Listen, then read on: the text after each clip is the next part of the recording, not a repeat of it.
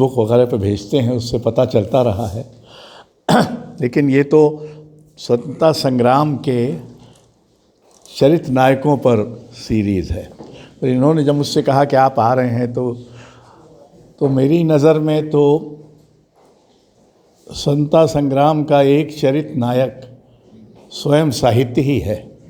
तो मैंने सोचा कि मैं स्वतंत्रता और साहित्य के बारे में आपसे बात करूं, बिना किसी चरित्र नायक का पर अपने को केंद्रित करते हुए।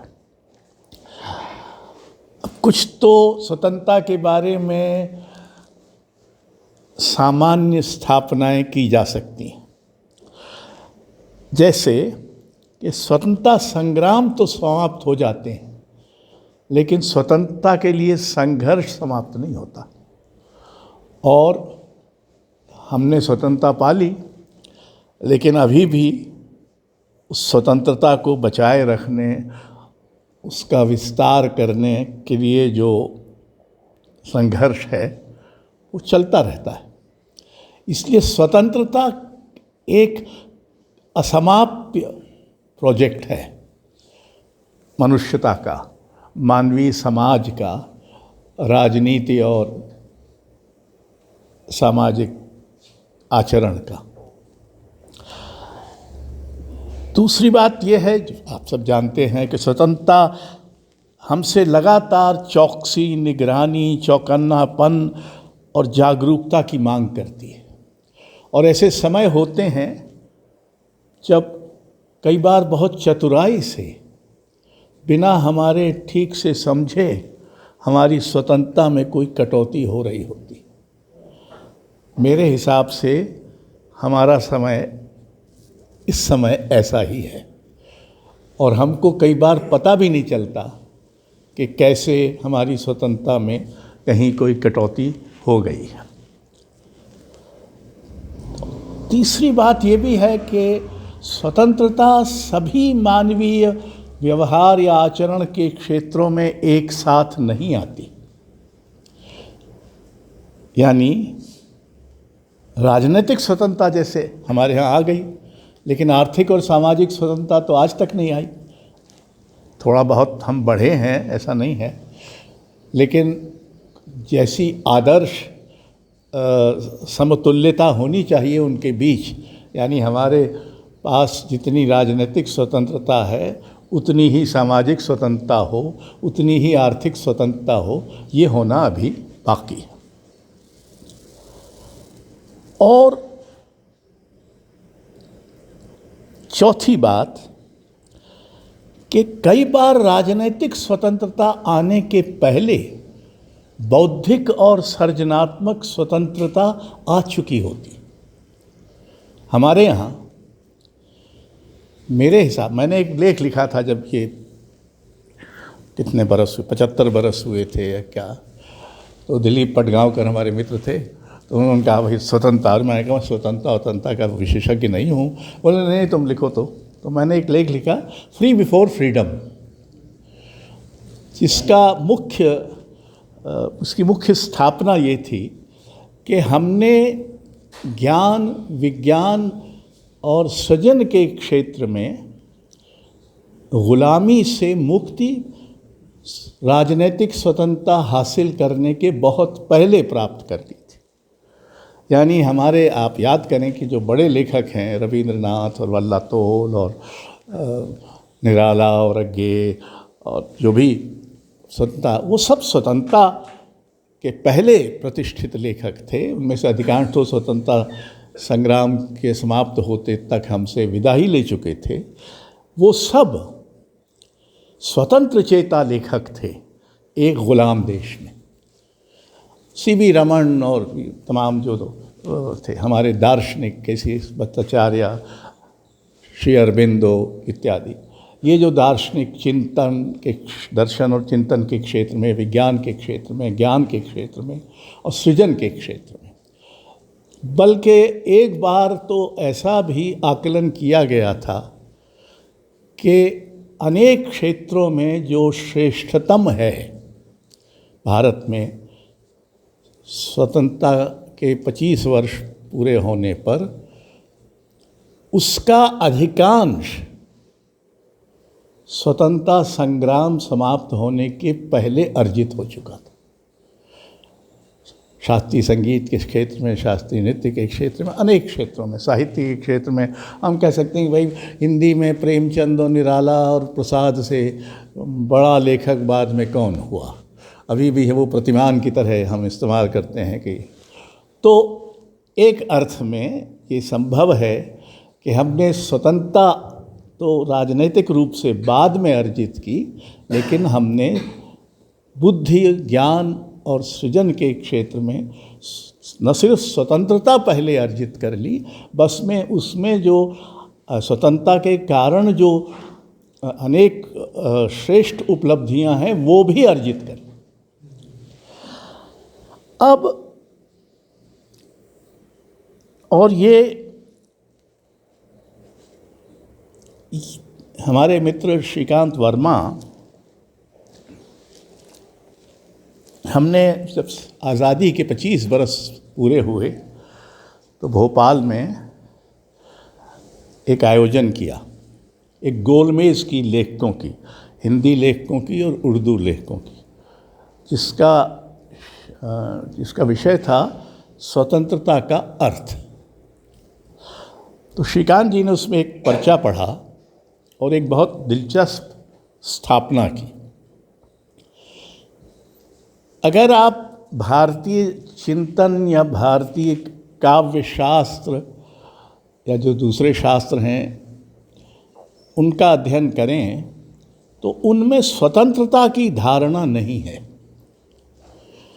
तरह तरह के लक्ष्य रखे गए हैं। मसलन साहित्य का लक्ष्य है रसास्वादन, रस उत्पत्ति या ध्वनि या अलंकार। स्वतंत्रता का विचार नहीं है। हमारे यहाँ सामूहिक स्वतंत्रता का विचार भी नहीं है। यानी हमारा जो भी राजनीतिक चिंतन रहा है उसमें तो श्रीकांत जी के अनुसार महात्मा गांधी के स्वतंत्रता संग्राम में शामिल होने के पहले मुक्ति की धारणा या स्वतंत्रता की धारणा निजी स्वतंत्रता और निजी मुक्ति तक महदूद थी। किसी सामूहिक मोक्ष की बात हमारे यहाँ नहीं है, कोई सामूहिक निर्वाण की बात हमारे यहाँ नहीं है। हमारे यहाँ व्यक्ति मोक्ष प्राप्त करेगा, व्यक्ति ही निर्वाण प्राप्त करेगा। गांधी ने इस पारंपरिक अवधारणा को मुक्ति की सामूहिक स्वतंत्रता में बदला और इसीलिए हम इसको स्वतंत्रता संग्राम कहते हैं, क्योंकि तब तक ये एक आवश्यक लक्ष्य बन गया था। और आप जानते हैं कि गांधी जी ने ये भी किया कि उन्होंने सिर्फ राजनीतिक स्वतंत्रता को ही स्वतंत्रता के अर्थ में परिभाषित नहीं किया, वो अनेक दूसरे क्षेत्रों में भी स्वतंत्रता की अवधारणा को पुष्ट, सत्यापित और अमल में लाना चाहते थे। मसलन शिक्षा में स्त्री पुरुष की बराबरी के अर्थ में, हरिजन उद्धार को लेकर ऐसे बहुत सारे क्षेत्र उन्होंने चुने थे। इसलिए हमारा स्वतंत्रता संग्राम एक मानी में अनोखा है। ऐसे बहुत कम स्वतंत्रता संग्राम आपको याद आएंगे जिनमें स्वतंत्रता की धारणा इतनी व्यापक हो, वो सिर्फ राजनीतिक स्वतंत्रता तक महदूद न हो। तो ये जो परिवर्तन हुआ, इस परिवर्तन ने एक तो समूचे भारत में एक अधिकार चेतना का विस्तार किया, उसको व्यापक किया कि स्वतंत्रता, कहा तो था तिलक ने कि स्वतंत्रता मेरा जन्मसिद्ध अधिकार है, लेकिन इसको सचमुच व्यापक बनाया महात्मा गांधी के असहयोग आंदोलन ने और स्वतंत्रता संग्राम में उन्होंने जिस तरह के प्रयोग किए। तो ये एक ऐसा संग्राम था जो तरह तरह से मुक्ति को सामाजिक स्वतंत्रता में बदलने का संग्राम था। ये सिर्फ किसी एक राजनीतिक लक्ष्य को कि अंग्रेज़ चले जाएं और हम काबिज़ हो जाएं, इस तक सीमित नहीं था। तो ये तो बातें हैं जो आप सब जानते ही हैं वैसे ही भी। अब अगर हम इसको थोड़ा अपने समय पर ले आएं, मैं अपने समय से कुछ ज़्यादा ही आक्रांत हूँ, ये तो आप जानते ही हैं। अपने समय में ये बहुत सुविधा है कि आप चाहें तो इस समय को की अवहेलना कर सकते हैं, उपेक्षा कर सकते हैं। आप चाहें तो एक सुरक्षा कवच अपने आसपास बुन सकते हैं कि भाई ये तो होता रहता है और हम क्या कर सकते हैं। यानी एक तरफ तो ये कि जो कुछ भी होता है वो होता ही रहता है, तो इसलिए हम क्या करें, हम इसमें क्या कर लेंगे, ये तो हमेशा से होता आया है, राजनीति हमेशा से क्रूर और हिंसक और हत्यारी रही है, और फलां ये तो है होता ही रहता है। तो एक तो ये सुरक्षा कवच, ये अपने को बचाने की एक बौद्धिक हालांकि चतुर तरकीब है। दूसरी तरफ आप अपने काम में इतना मशगूल हैं और उसमें ही आपको वक्त नहीं मिलता कि दुनिया की चिंता करें, आपका अपना समय इतना कम है। मैं कई बार सोचता हूँ कि लोगों के पास इतनी अधीरता कैसे आ गई। यानी धैर्य तो एक लगभग अवगुण हो गया है। कोई धैर्य से आपकी बात नहीं सुनता, धैर्य से कोई गाता नहीं है, धैर्य से कोई पढ़ता नहीं है, धैर्य से कोई खाता भी नहीं, और धैर्य से कोई बैठता भी नहीं।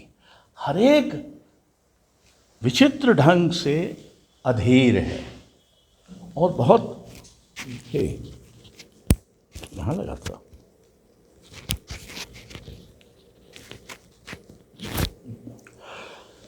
तो ये अधीरता एक स्तर पर हमारी बुनियादी स्वतंत्रता को खंडित करती है।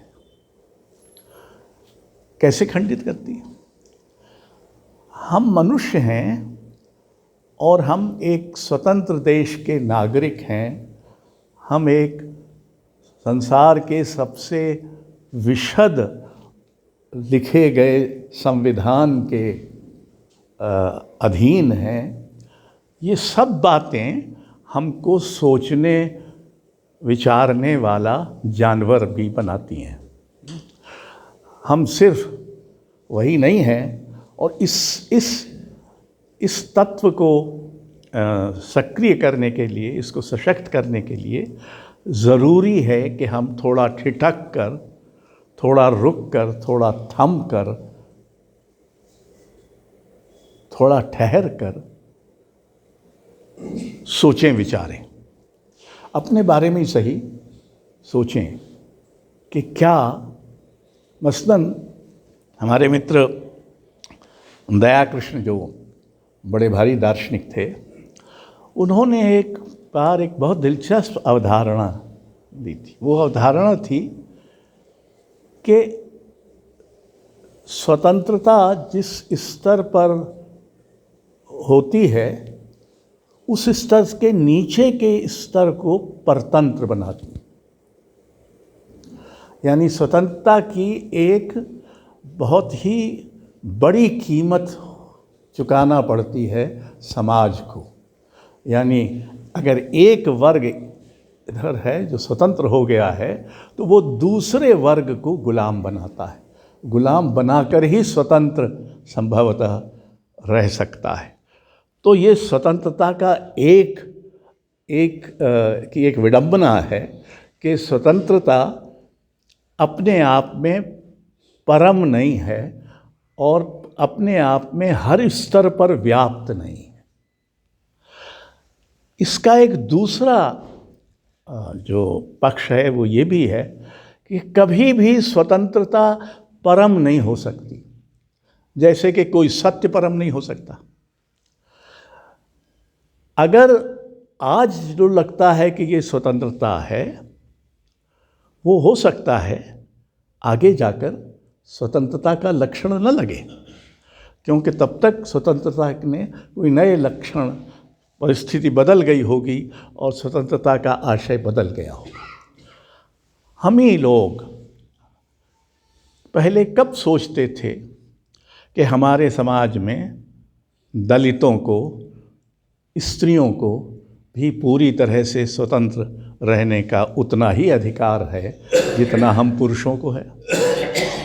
ये बात इतनी, क्या कहते हैं, यानी इतनी स्पष्ट हमारे मन में नहीं थी। लेकिन इसी स्वतंत्रता के कारण बने लोकतंत्र ने जो ढांचा बनाया, जो एक अधिकार चेतना व्यापक की, उसी अधिकार चेतना ने ये फिर हमको समझाना शुरू किया कि हमारी स्वतंत्रता अधूरी है अगर वो स्त्रियों की स्वतंत्रता नहीं है, अगर वो अल्पसंख्यकों और आदिवासियों की स्वतंत्रता नहीं है, और अगर वो दलितों की स्वतंत्रता नहीं है।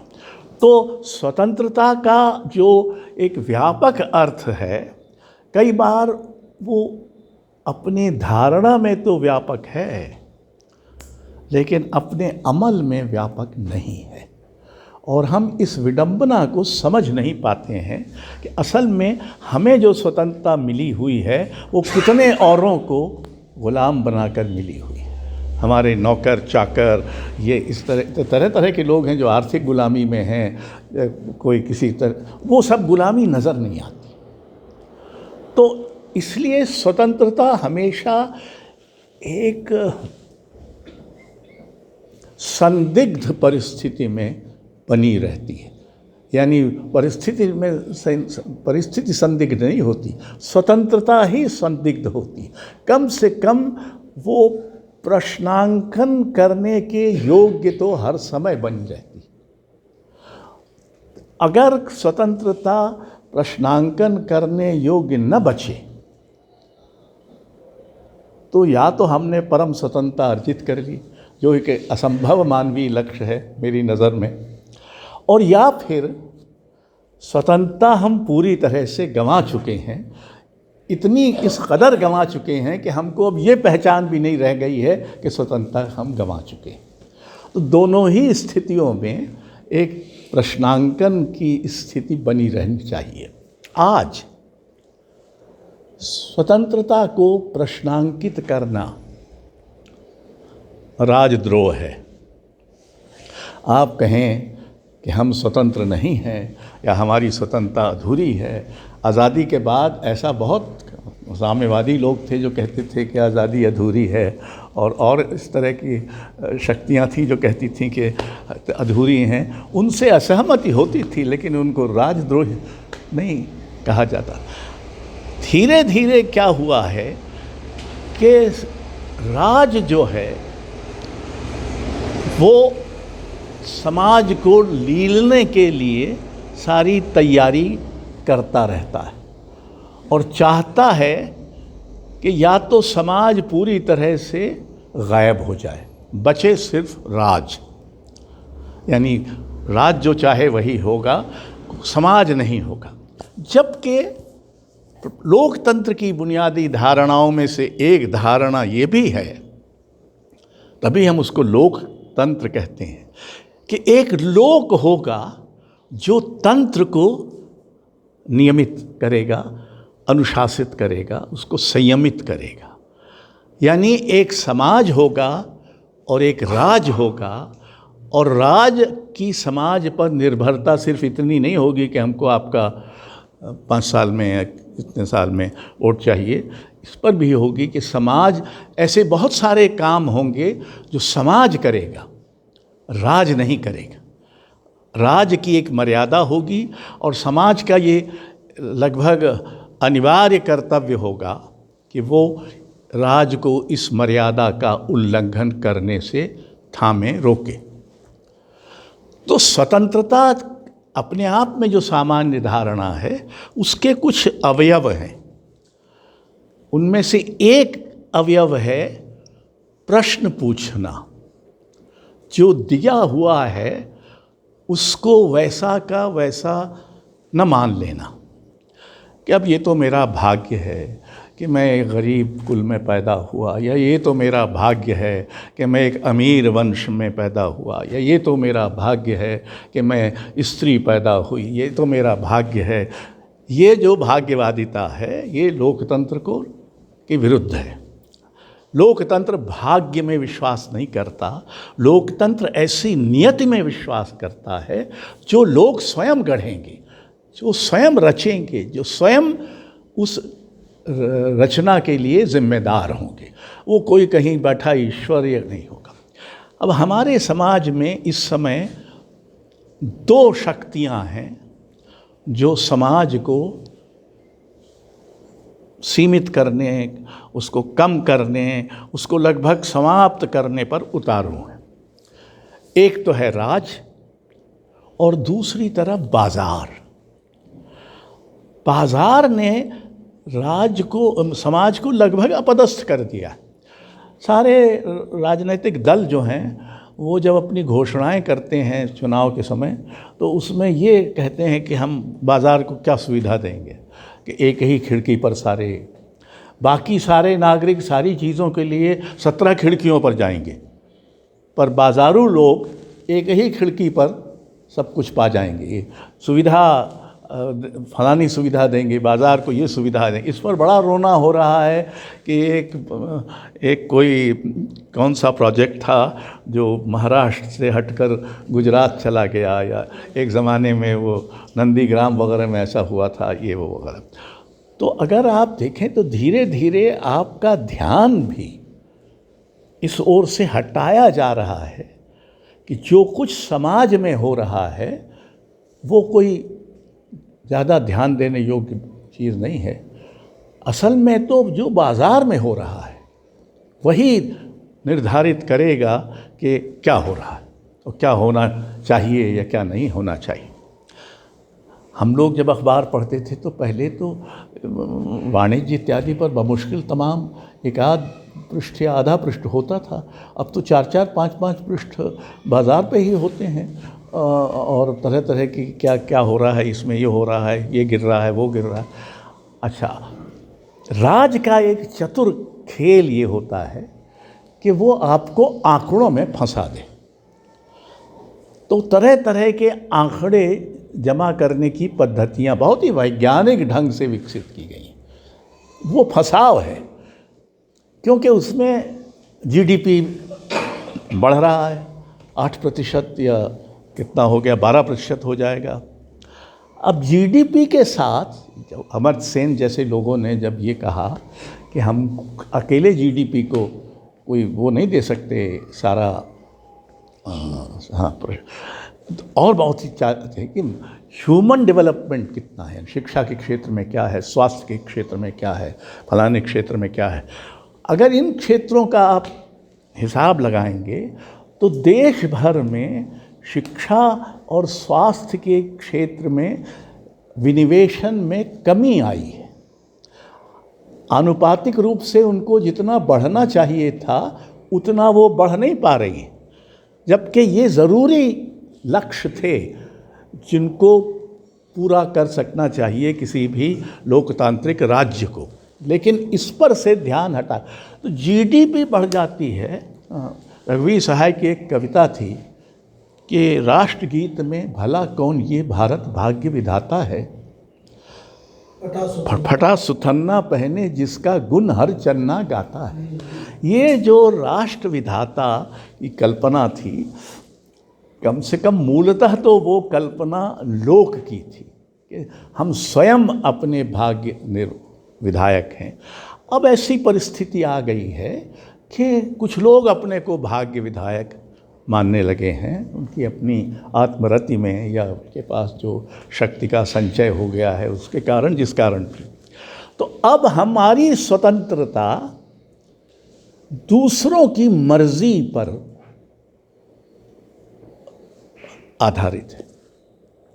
ऐसी परिस्थिति आई है कि एक नागरिक कानून में संशोधन हुआ,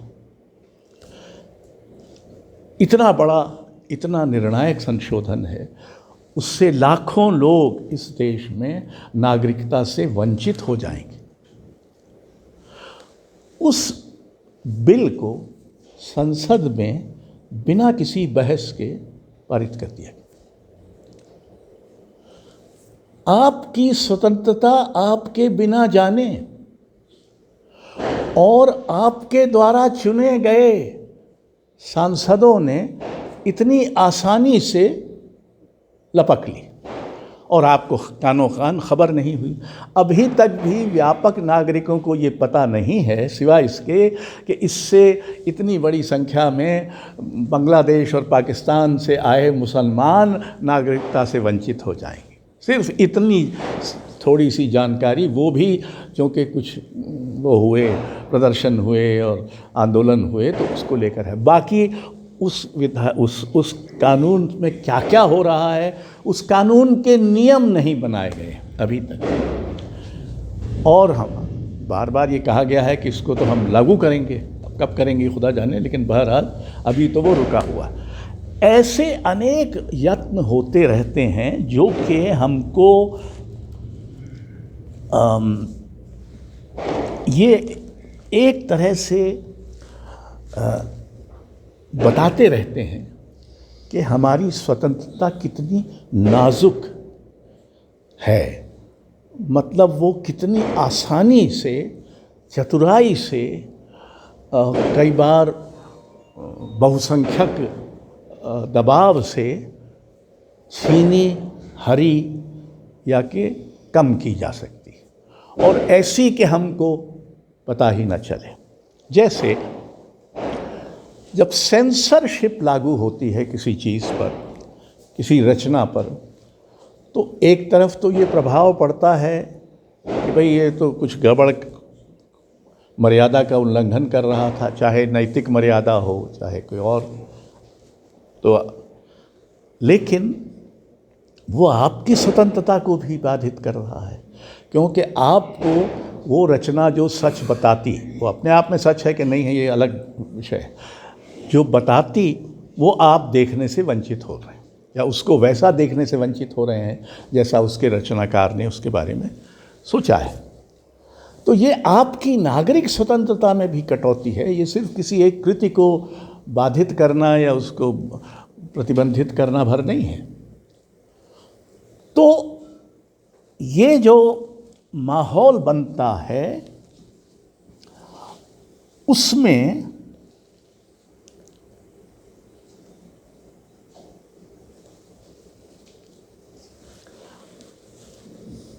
कई बार हमारे वरिष्ठ कवि मुक्तिबोध ने साहित्य को आत्मा का गुप्तचर कहा था, यानी आत्मा का जासूस। अब कई बार मैं सोचता था कि ये आत्मा की ओर से जासूसी होगी, यानी समाज में या राजनीति की जासूसी आत्मा की ओर से हो रही है, आत्मा एक जासूस, तो आत्मा का गुप्तचर। फिर जब मैंने ज़्यादा सोचा तो मुझे लगा कि ये दोहरी जासूसी है, यानी ये सिर्फ आत्मा की ओर से जासूसी नहीं है, ये आत्मा की भी जासूसी है, क्योंकि आत्मा भी तो, जो लोग हत्या करते हैं, जो लोग हिंसा करते हैं, बलात्कार करते हैं, दंगे करते हैं या और तरह तरह से अपराध करते हैं, उनकी आत्मा भी तो उन्हें उद्वेलित करती है यही करने के लिए। तो उनकी आत्मा पूरी तरह से उस हिंसा में शामिल नहीं है, ऐसा मानने का तो कोई कारण नहीं है। अगर तुम हत्या कर रहे हो, अगर गोडसे हो तुम, तो तुम्हारी आत्मा में भी वो घृणा भरी होगी, और कहाँ भरेगी? आखिर वो, अगर वो घृणा भरी हुई है तो कहीं ना कहीं तो भरी होगी, और तो आपके आत्मा ही में भरी होगी, आपके अंतःकरण में भरी होगी। तो आत्मा की जासूसी भी ज़रूरी है, ठीक उसी तरह से जैसे आत्मा की ओर से भी जासूसी ज़रूरी है। और ऐसे अवसर इतिहास में हुए हैं जब साहित्य ने स्वतंत्रता के लिए जासूसी की है। मैं आपको एक आध दो उदाहरण देता हूँ। सोवियत संघ में सभी जानते हैं कि सोवियत संघ एक प्रयोग था जिसमें समाज को पूरी तरह से राज ने अपदस्थ कर दिया था। राज ही समाज था। उस राजनीतिक व्यवस्था में एक सामाजिक यथार्थ नाम की सोशलिस्ट रियलिज्म, समाजवादी यथार्थ, कि वही व्यक्त आप कर सकते हैं, कोई और चीज़ व्यक्त करने का यानी आपकी स्वतंत्रता इस तक है। अब उस समय सोवियत संघ में जो रूसी बड़े लेखक हुए वो सभी सोवियत अत्याचार के शिकार हुए। एक मायाकोव्स्की ने आत्महत्या की, 2 अन्ना अखमतोवा की बहुत भयानक परिस्थितियों में मृत्यु हुई, मरीना स्वेतायावा ने आत्महत्या की, ओशिप मंडस्टाम मारा गया एक श्रम शिविर में। इन सब के नाम आज तक जीवित हैं। ये अपने समय में एक राज्य व्यवस्था द्वारा पीड़ित, दंडित और मारे गए कवि थे। इनका नाम लेना तक वर्जित था सोवियत संघ में। तो इन्होंने एक आंदोलन चलाया था समिज़दात, जो एक तरह का गुप्त आंदोलन था, जिसमें प्रतियां छपती थीं, मतलब गोपनीय तौर पर, और हाथों हाथ बंटती थी। कहा जाता है, ये एक प्रसंग है दिलचस्प, स्टालिन ने फ़ोन किया बोरिस पास्तरनाक को, और स्टालिन बोरिस पास्तरनाक को इसलिए पसंद करते थे कि दोनों जॉर्जिया के थे, और पूछा कि बोरिस, तुम्हारी ओशिप मंडस्टाम के बारे में क्या राय? तो बोरिस पास्तरनाक ने सहज निश्चलता से कहा कि वो तो बहुत बड़ा कवि है। इस पर स्टालिन ने कहा, अरे तुम उसको बचा सकते थे, और फ़ोन रख दिया। उसी शाम ओशिप मंडस्टाम को श्रम शिविर भेज दिया गया, साइबेरिया। उसकी एक कविता, व्यंग्य कविता थी, जो स्टालिन का मजाक बनाते हुए लिखी गई थी, जो कहीं प्रकाशित नहीं हुई थी। लेकिन अब बोरिस पास्तरनाक को एक तरफ तो ओशिप मंडस्टाम मारा गया, बोरिस पास्तरनाक की जब मृत्यु हुई तो जहाँ वो पैराडेल्किनो एक कॉलोनी थी जिसमें बहुत सारे लेखकों को डाचा मिले हुए थे, उनमें से एक बोरिस पास्तरनाक भी थे। बोरिस पास्तरनाक जब शव यात्रा शुरू हुई तो ऑफिशियल एम्बुलेंस आई। अभी सोवियत यूनियन बरकरार है, ब्रेज़नेव या जो भी रहे हों, तो लोगों ने कहा कि न, हम कंधे पर ले जाएंगे, सरकारी एम्बुलेंस में नहीं जाएंगे। तो शव यात्रा करीब 4 किलोमीटर की उनके घर से कब्रगाह तक लोगों के कंधे पर ताबूत रखकर संपन्न हुई। वो बोरिस पास्तरनाक जिसको जब नोबेल प्राइज़ मिला तो ख्रुश्चोव थे, तो ख्रुश्चोव ने उनको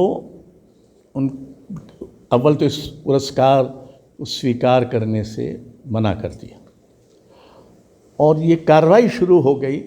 वहाँ जब किसी लेखक को दंड देना होता था तो लेखक संघ का उपयोग किया जाता था। हमारे यहाँ भी प्रगतिशील लेखक संघ वगैरह इसका इस्तेमाल करते हैं, उतनी क्रूरता से नहीं करते हैं, लेकिन मानसिकता वही है। तो मॉस्को के लेखक संघ ने उनको देश निकाला देने का प्रस्ताव पारित कर दिया था। तब पश्चिम के बुद्धिजीवियों का माथा ठनका, तो एक समिति बनी जिसके अध्यक्ष ऑल्डोस हक्सले थे और जिसमें स्टीफन स्पेंडर और 3-4 और लोग थे।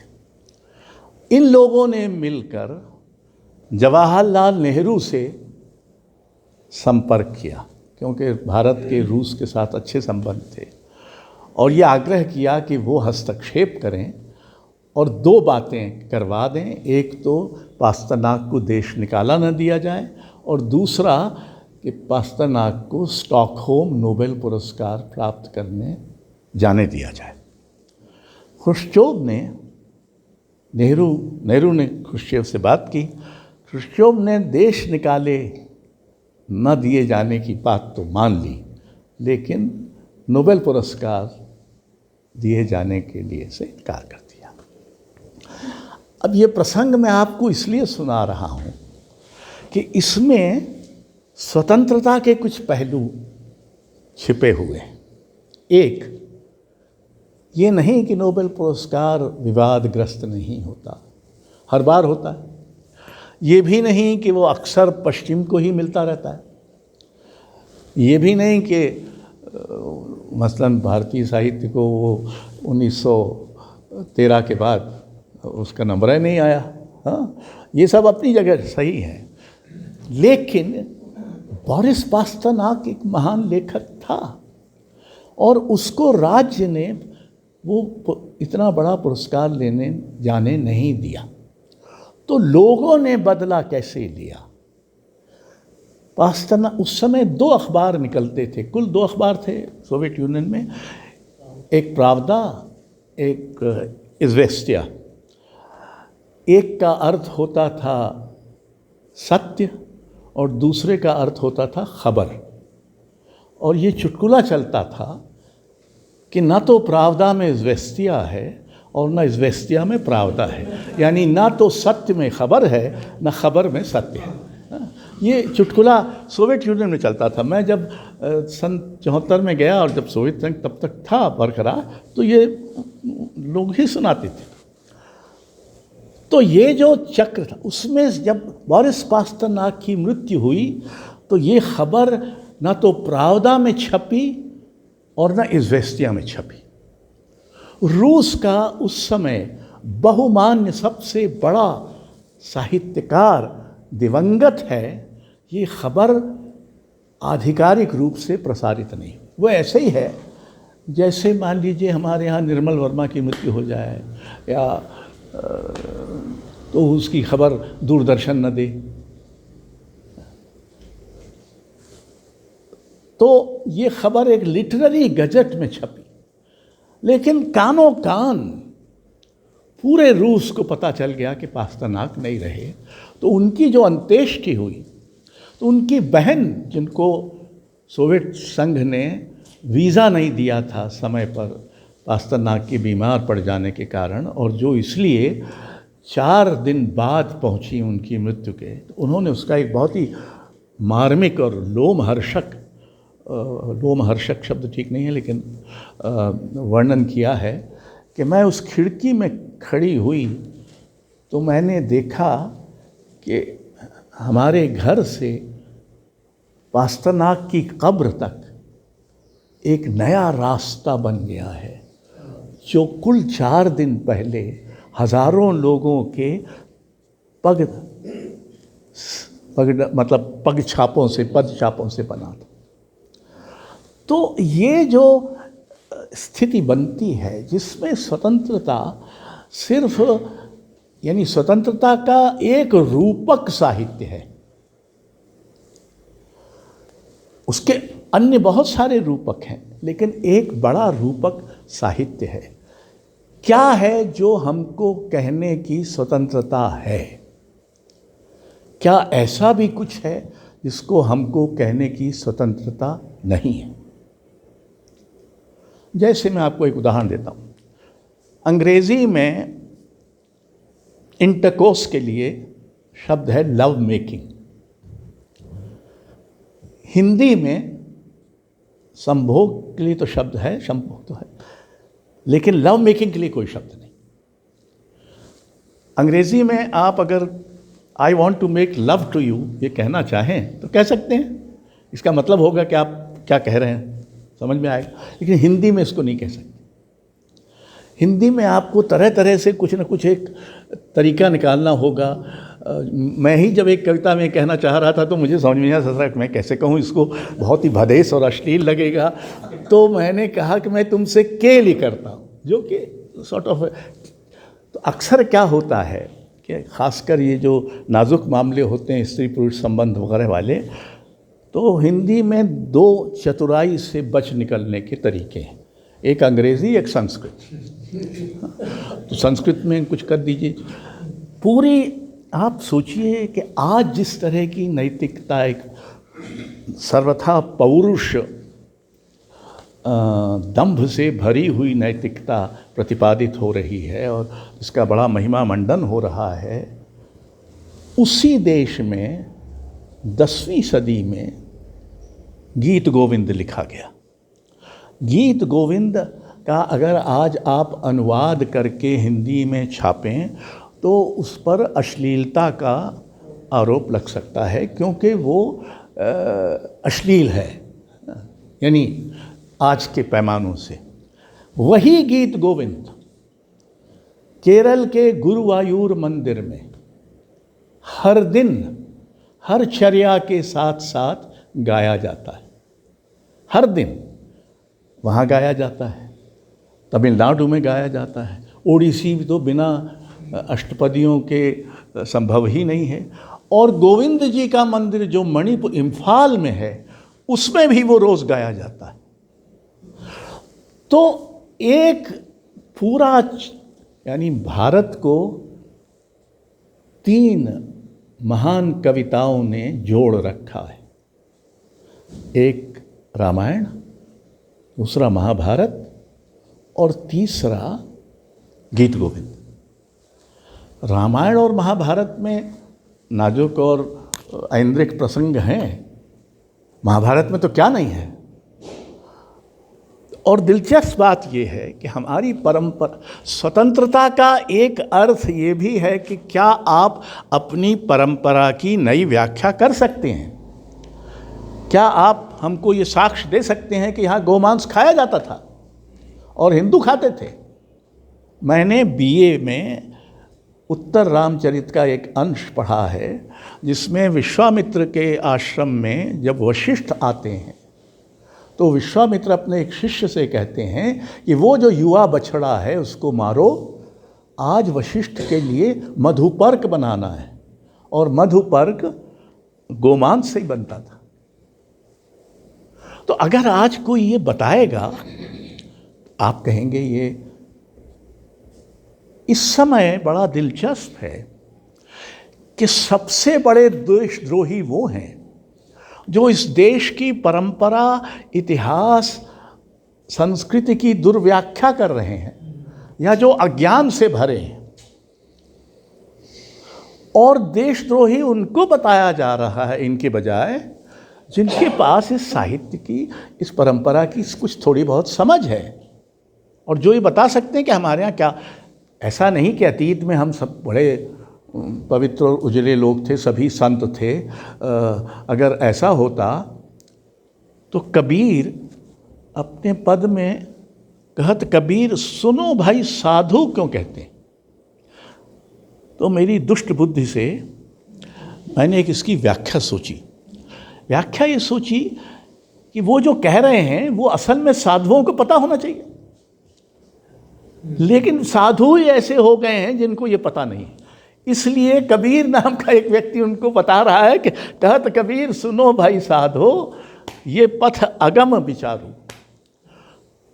तो ये अगर हमको स्वतंत्रता नहीं है कि हम अपनी परंपरा, हमारी परंपरा में बहुत सारे दुर्गुण भी हैं। आखिर इतना बड़ा मुक्त चिंतन था जिसमें ये कहा गया कि सारी वसुधा कुटुंब है, जिसमें ये कहा गया कि सच एक ही है और विद्वान लोग अलग अलग तरह से उसी सच को बोलते हैं। एकम सद विप्राह बहुधा वदंती या वसुधैव कुटुंबकम, ये हमारे आप्त वाक्य हैं। तो अगर एको हम बहुश्याम, कि एक ही हूँ मैं जो तरह तरह से प्रकट होता है। अगर ये सब सही हैं तो आज हमारी परंपरा की ये व्याख्या कैसे हो सकती है कि उसमें ये दूसरे हैं, कि इनको नष्ट कर दो, इनको देश निकाला कर दो, बाहर निकालो। तो हम एक स्वतंत्रता की ऐसी धारणा, अगर हमको ये अवसर नहीं है, अगर हम अपनी बात नहीं कह सकते, अगर हम आपको बता नहीं, किस देश में, संभवतः ग्रीकों के यहाँ ही ये संभव हुआ था, जिसमें किसी नए विचार को एक उचित जगह मिले, इसके पहले उसको लेकर शास्त्रार्थ होता था। सब जानते हैं कि शास्त्रार्थ हमारे यहाँ हुए हैं, मंडन मिश्र और शंकराचार्य का तो प्रसिद्ध ही है, लेकिन अनेक शास्त्रार्थ हुए। किस और समाज में ऐसी ज्ञान की परंपरा थी जहाँ सार्वजनिक रूप से आप अपने विचार उसके, और उसमें एक बंदिश थी कि नया विचार प्रस्तुत करने के पहले आप बताएंगे कि इस पर पहले क्या सोचा कहा गया है, पूर्व पक्ष क्या है, पूर्व पक्ष बताने के बाद ही आप अपना नया विचार प्रस्तावित कर सकते थे। इतनी जांच परख और सार्वजनिक ढंग से होती थी, बुद्धि से और ज्ञान से। एक तो ये, दूसरी तरफ हमारे सारे ग्रंथ प्रश्न ग्रंथ हैं। अपनी परंपरा आप देखिए, वेद में कह रहा है कस्मै देवाय हविषा विधेम, किस देवता को हम हविष दें, ये स्पष्ट नहीं है। यानी आपको स्वतंत्रता है कि आप अपना देवता चुने। उसी नासदी सूक्त में, जो कि अद्भुत सूक्त है, जिसमें वो वर्णन करता है ऋषि ये ब्रह्मांड ये वो फलां फलां, फिर कहता है पर उस समय क्या था जब ना अंधकार था, ना प्रकाश था, ना उपस्थिति थी ना अनुपस्थिति थी, ना न था न था, तब क्या था? पहले तो कहता है कि हो सकता है जिस विधाता ने सृष्टि को रचा है उसको पता हो। यहाँ तक तो ठीक है, पर ठीक यहीं वो कहता है हो सकता है उसको भी पता ना हो। ये ऋषि कह रहा है, नासदी सूक्त में कह रहा है कि उस ईश्वर को भी शायद पता नहीं होगा कि हमने ये क्या कर डाला। कौंत्य नाम के एक ऋषि हुए, उन दिनों वेद जो थे वो अपौरुषेय माने जाते, अब भी माने जाते हैं कि वे तो प्रकट हुए, जैसे कुरान के बारे में भी है कि प्रकट हुआ। तो वेद 1000 वर्षों तक तो लिखे ही नहीं गए, वो मौखिक परंपरा में ही बने रहे। तो एक यास्क नाम के ऋषि थे, उन्होंने तय किया कि वो जो विभिन्न व्याख्याएं हैं वेदों की, उनको एकत्र कर एक संचयन करेंगे। जैसे अभी आपने लोहिया पर लेखों के संचयन किया है, तो यास्क ने तय किया। तो कौंत्य ऋषि ने ये कह रखा था कि अगर वेदों को, एक माना जाता था कि वेद जिस भाषा में लिखे गए हैं उसी भाषा में लिखे जा सकते थे, कोई किसी और भाषा में उनको नहीं कहा जा सकता। इस पर प्रहार करते हुए कौंत्य ने कहा कि अगर वेदों में जो कहा गया है वो किसी और तरह से नहीं कहा जा सकता, तो इसका अर्थ होगा कि वेद निरर्थक हैं। अब ये तो ब्लास्फेमी, यानी वेद निरर्थक हैं। लेकिन कौंत्य की इस ब्लास्फेमी को यास्क ने अपने निरुक्त में स्थान दिया है। सारे उपनिषद प्रश्न उपनिषद हैं, हालांकि एक प्रश्न उपनिषद भी है, लेकिन हर एक में प्रश्न पूछते हैं, जिसको गांधी जी ने हिंद स्वराज में एक तरह से रिवाइव किया। वहाँ भी प्रश्न पूछता है और जवाब दिए जाते हैं। रामायण में कुशल प्रश्न है, सब जानते हैं, वाल्मीकि हैं यहाँ। और महाभारत में तो यक्ष प्रश्न और कितने प्रश्न हैं ना। प्रश्नों की परंपरा हमको पश्चिमी किस्म के लोकतंत्र ने उपहार में नहीं दी है, ये तो हमारी परंपरा का हिस्सा है। असहमति हमको संविधान ने उसका अधिकार नहीं दिया है, ये तो हमारे परंपरा का अधिकार है। एक तरह से आप ये कह सकते हैं कि सत्यापन और असहमति परंपरा का सत्यापन भी और परंपरा से असहमति भी, ये दोनों की हमारी परंपराएं। अब अगर आप इसकी एक दूसरी आपकी स्मृति, आपकी स्वतंत्रता को हरने का एक और चतुर तरीका है, वो है विस्मृति। अंग्रेजी में उसके लिए बेहतर शब्द है जानबूझकर पैदा किया फैलाई गई विस्मृति। वो विस्मृति, एमनीशिया, अगर आपको ये पता ही नहीं है कि ऐसा था और बताने वाले लोग या तो डर गए हैं और या तो उनके पास बताने का अवसर नहीं है। मैं कई बार इसको लेकर बहुत दुखी होता हूँ कि कल मैं कह रहा था अपने एक व्याख्यान में कि इस देश के साथ सबसे बड़ा विश्वासघात इसके मध्य वर्ग ने किया है, और मध्य वर्ग में भी सबसे बड़ा विश्वासघात उसके अध्यापकों ने किया है। अपवाद हर जगह है, वो छोड़ दीजिए। इस समय सबसे अधिक सुरक्षित, यानी आय की दृष्टि से जो संप्रदाय है वो अध्यापकों का है, खासकर उच्च शिक्षा के अध्यापक। उच्च शिक्षा में हर दिन एक विकृति की जा रही है, हर दिन कोई नया निर्देश आ जाएगा, ये हो सकता है, ये नहीं किया जाएगा, वो नहीं किया जाएगा, एक ही। और दूसरी तरफ ये सारा अध्यापक वर्ग जो लाखों की संख्या में जो पढ़ा लिखा है वो चुप है, वो कुछ नहीं कहता। उसमें 10, 12, 15 पूरे देश में संभवतः 20 अध्यापक होंगे लाखों में से जो बोलते हैं, बाकी सब चुप। तो एक तरह की विस्मृति फैल रही, हमको याद ही नहीं है। जिस समाज में उसकी स्मृति नष्ट होगी, उस समाज में स्वतंत्रता भी नष्ट होगी। स्मृति का हमारे यहाँ संस्कृत में एक और अर्थ है, वो सिर्फ याद के अर्थ में नहीं है, समझ। इसलिए मनुस्मृति का अर्थ ये नहीं है कि वो मनु ने जो कहा उसको याद करना, वो है समझ। मनु की समझ क्या है, यानी स्मृति का एक ये दूसरा अर्थ भी। उस अर्थ में अगर आप अपनी स्मृति से वंचित होते हैं या वंचित किए जाते हैं तो आपकी स्वतंत्रता भी बाधित हो रही। और ऐसे में साहित्य का एक काम, अगर वो स्वतंत्रता का प्रहरी बना रहना चाहता है तो स्मृति को सक्रिय और जीवित रखना है।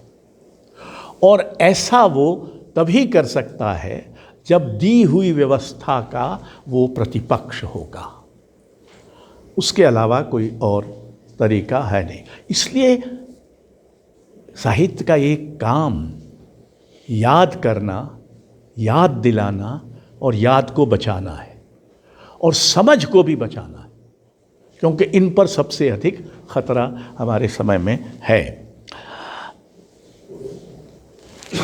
खत्म? 15-20 मिनट शायद सवाल को। अच्छा, हाँ ज़रूर, हाँ ठीक है, ठीक।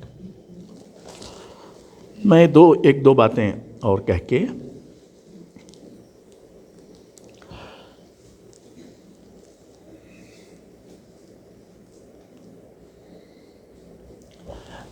इसलिए मैं ये कहूँगा कि उसे स्वतंत्र देश नहीं कहा जा सकता जिसका साहित्य स्वतंत्र न हो। जिसका साहित्य स्वतंत्र नहीं है वो देश पूरी तरह से स्वतंत्र नहीं कहा जा सकता। अब ये आप पर है कि आप तय करें कि आपका देश इस अर्थ में कितना स्वतंत्र है। धन्यवाद। अब